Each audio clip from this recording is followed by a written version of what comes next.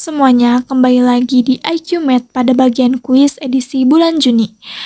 Pada video kali ini kita akan membahas mengenai penyelesaian dari soal yang telah disampaikan sebelumnya. Yang mana soalnya yaitu, Ibu Dina membeli beberapa kue kering yang kemudian disimpan di atas meja makan. Tanpa persetujuan Ibu Dina, ternyata kue-kue tersebut dimakan oleh beberapa anaknya. Kemudian, Ibu Dina bertanya kepada kelima anaknya tersebut dan mereka memberi jawaban sebagai berikut. Anak pertama menjawab, hanya satu dari kita yang tidak makan kue. Anak kedua menjawab, tepat 2 dari kita yang makan kue. Anak ketiga menjawab, hanya 2 dari kita yang tidak makan kue. Anak keempat menjawab, hanya 1 dari kita yang makan kue.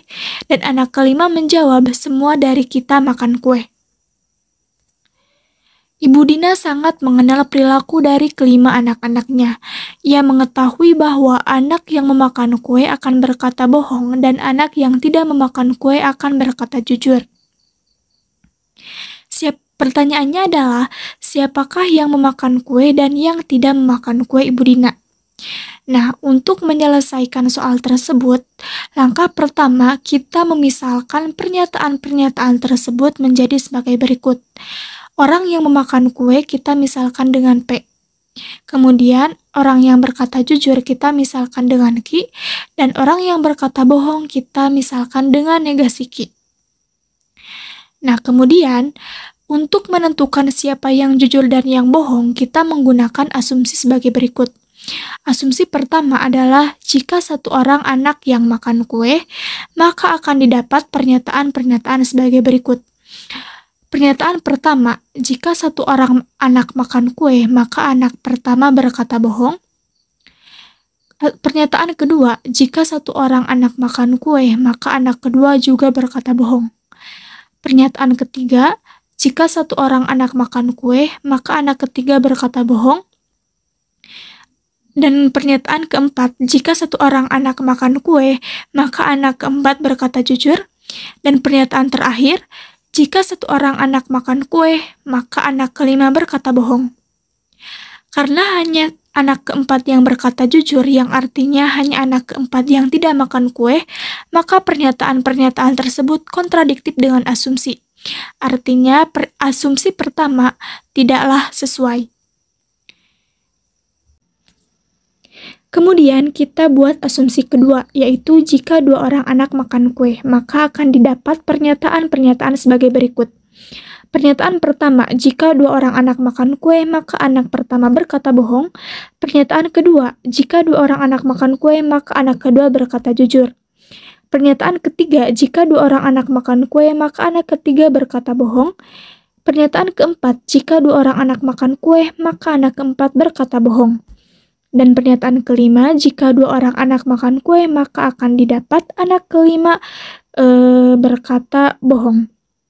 Karena hanya anak kedua yang berkata jujur, yang artinya hanya anak kedua lah yang tidak makan kue, maka pernyataan-pernyataan tersebut kontradiktif dengan asumsi. Kemudian, kita buat asumsi ketiga, yaitu jika 3 orang anak makan kue, maka akan didapat pernyataan sebagai berikut. Pernyataan pertama, jika 3 orang anak makan kue, maka anak pertama berkata bohong. Jika 3 orang anak makan kue, maka anak kedua berkata bohong. Jika 3 orang anak makan kue, maka anak ketiga berkata jujur. Jika 3 orang makan kue, maka anak keempat berkata bohong. Dan pernyataan kelima yaitu, jika 3 orang anak makan kue, maka anak kelima berkata bohong. Karena hanya anak ketiga yang berkata jujur, yang artinya hanya anak ketiga yang tidak makan kue, maka pernyataan-pernyataan tersebut kontradiktif juga dengan asumsi. Kemudian kita buat asumsi keempat, yaitu jika 4 orang anak makan kue, maka akan didapat pernyataan-pernyataan sebagai berikut. Pernyataan pertama, jika 4 orang anak makan kue, maka anak pertama berkata jujur. Jika 4 orang anak makan kue, maka anak kedua berkata bohong. Jika 4 orang anak makan kue, maka anak ketiga berkata bohong. Jika 4 orang anak makan kue, maka anak keempat berkata bohong.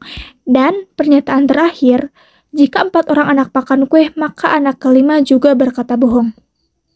Nah, karena hanya anak pertama yang berkata jujur, yang artinya hanya anak pertama yang tidak makan kue, dan 4 anak lainnya memakan kue, maka pernyataan-pernyataan tersebut sesuai dengan asumsi, yang artinya bahwa dapat disimpulkan anak yang memakan kue adalah anak kedua, ketiga, keempat, dan kelima, dan anak yang tidak memakan kue adalah anak pertama.